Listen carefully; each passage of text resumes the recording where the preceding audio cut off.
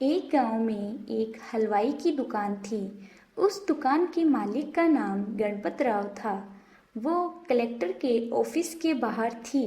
गणपत राव रोज चाय समोसे बनाकर कलेक्टर के ऑफिस के सभी कर्मचारियों को समोसे देता था। कलेक्टर साहब को भी वह चाय समोसे देता था। एक दिन उसकी दुकान के पास एक छोटा लड़का आया और बोला, मेरा नाम सचिन है। मैं अनाथ हूँ, आश्रम से आ रहा हूँ। पैसों की कमी के कारण हमारे अनाथ आश्रम को बंद करना पड़ा और हमें बाहर निकाल दिया गया। आप हमें कोई भी काम दिलवाएं, आपकी बड़ी मेहरबानी होगी। तभी गणपत राव बोला, बेटा, मुझे तुम्हें देखकर बहुत तरस आता है। अगर बेटा तुम इस चाय की दुकान में काम करोगे तो तुम्हारा भविष्य खराब हो जाएगा। बेटा, इस उम्र में पढ़ाई करना बहुत ज़रूरी है। सोच लो, मैं तुम्हारी कोई मदद नहीं कर सकता। बेटा, बुरा ना मानना। तो सचिन बोला, साहब, पढ़ाई से ज़्यादा भूख मिटानी मेरे लिए ज़्यादा ज़रूरी है। अगर आप मुझे 2 वक्त का खाना देंगे तो मैं आपके लिए कोई भी काम करूँगा। गणपत राव ने कहा, तो ठीक है बेटा, मैं तुम्हें चाय और समोसे बनाना सिखाता हूँ। तुम मेरी मदद करो और मेरे साथ मेरे घर में ही रहो। लेकिन मैं तुम्हें पढ़ा नहीं पाऊँगा। मेरे बच्चे नहीं हैं। अब से मैं तुम्हें अपने बेटे जैसा मानता हूँ। ठीक है ना बेटा? खुश होकर सचिन मान गया।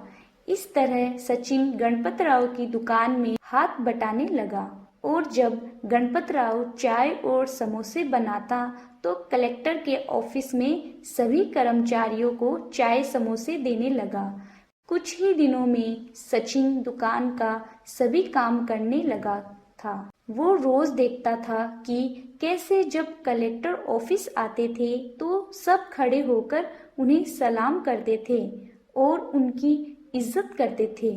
कलेक्टर ऑफिस में सभी कर्मचारियों को हाथ जोड़कर खड़ा होते हुए देखकर वो हैरान होता था। एक दिन कलेक्टर को चाय देते हुए, आप कौन हैं सर? एक दिन कलेक्टर को चाय देते हुए, आप कौन हैं सर?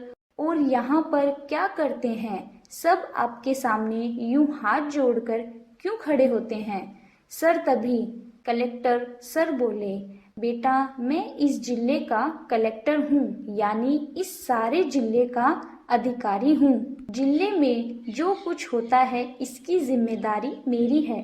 यानी आप सब बढ़िया काम कर सकते हैं ना सर? क्या मैं भी कलेक्टर बन सकता हूँ सर? क्यों नहीं बेटा, अच्छी तरह पढ़ाई करोगे तो तुम भी बन सकते हो।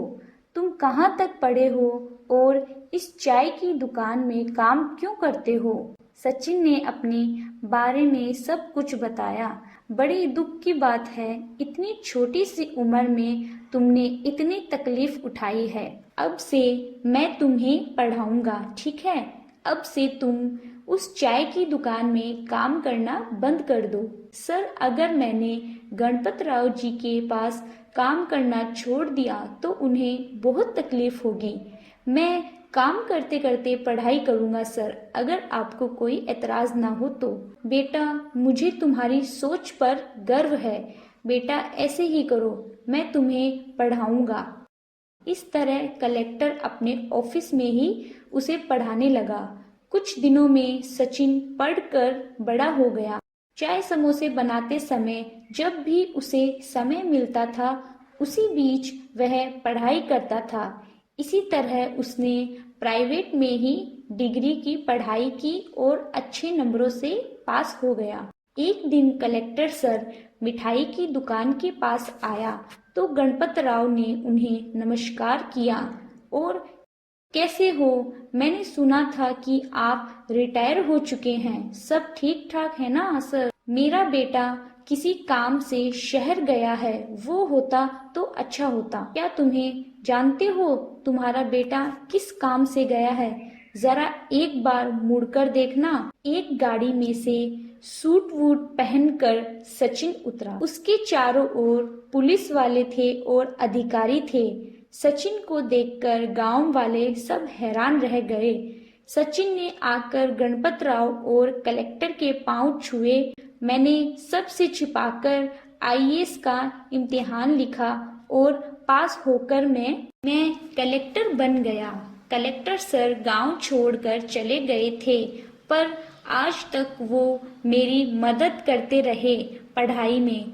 उन्हीं की वजह से आज मैं कलेक्टर बन पाया हूँ। अब से मैं इस समाज की सेवा करूँगा। ये सुनकर गांव वाले ने खुशी से ताली बजाई।